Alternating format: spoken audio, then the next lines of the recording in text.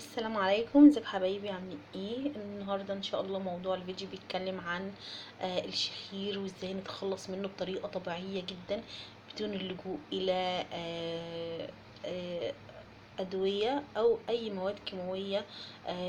كلها طريقه طبيعيه وبسيطه جدا. طبعا الشخير من اسوأ الامور وازعاجها بيتعرض ليها الشخص اثناء النوم.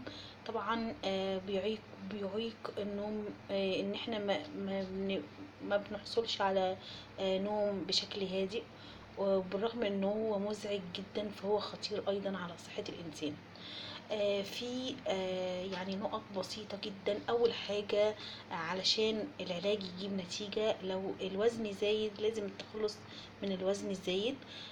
كمان وانتي نايمة على الوسادة أو المخدة لازم يكون ارتفاع المخدة مناسب جدا. ما تكونش عالية قوي ولا واطية خالص.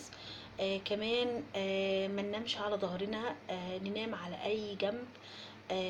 فدي حاجات بسيطة جدا ممكن تساعد على العلاج بصورة سريعة. من أفضل العلاجات وهو زيت الزيتون. زيت الزيتون بيتميز بأنه فعال جدا، إنه كمان إنه ملوش أي آثار أو أي أعراض جانبية زي الأدوية اللي احنا ممكن ناخدها. زيت الزيتون بيعتبر مضاد قوي جدا للالتهابات. بيساعد على تقليل من الالتهابات، بيقلل من التورم اللي هو بيعيق التنفس بسهولة.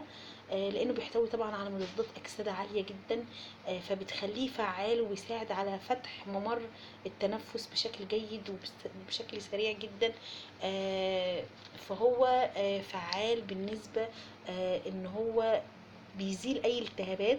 طبعا صدور الاصوات دي بيبقى فيه التهابات، فالنفس بيطلع مش بسهولة. فالالتهابات دي بتعيق النفس، فده اللي بيخلي صدور او الاصوات تبقى مزعجة جدا، وهو اللي بنسميه الشخير.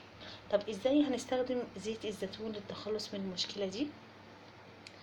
اول حاجه ممكن ناخد زي رشفه او رشفتين يوميا. يعني نحط زيت الزيتون في طبق ونبدا ناخد نفس عميق على اساس بس رذاذ بس يخش عن طريق الانف. دي حاجه. والحاجه التانية اللي هتزيد من فاعليه العلاج وهو ان احنا ناخد معلقه من زيت الزيتون ومعلقه من العسل، وناخدهم نتناولهم قبل النوم مباشرة.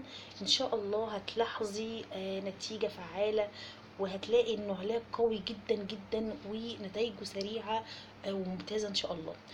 دي وصفة سهلة وبسيطة ومجربة وفعالة، ان شاء الله تجيب معاكم نتائج هايلة. ده فيديو النهاردة يا جماعة، يا رب يكون استفدتوا. لو عجبكم ما تنسوش اللايك للفيديو. والسلام عليكم ورحمة الله وبركاته.